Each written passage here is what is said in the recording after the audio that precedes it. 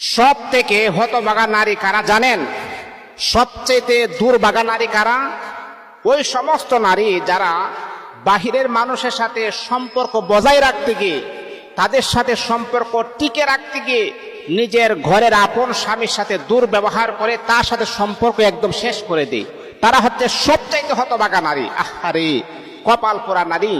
আপনাকে বাহিরের মানুষ আপনার খাবার দিবে, আপনার যখন খিদা লাগবে মাথার ঘাম পায়ে ফেলে যে মানুষটা অক্লান্ত পরিশ্রম করে আপনাকে ভালো রাখার চেষ্টা করে, আপনি যখন অসুস্থ হয়ে যান আপনাকে সুস্থতার জন্য ডাক্তারের কাছে নিয়ে যায়, সেই মানুষটার সাথে দিনের পর দিন আপনি তাকে অবহেলা করতেছেন, আপনি তাকে ইগনোর করতেছেন, আপনি তাকে কষ্ট দিচ্ছেন।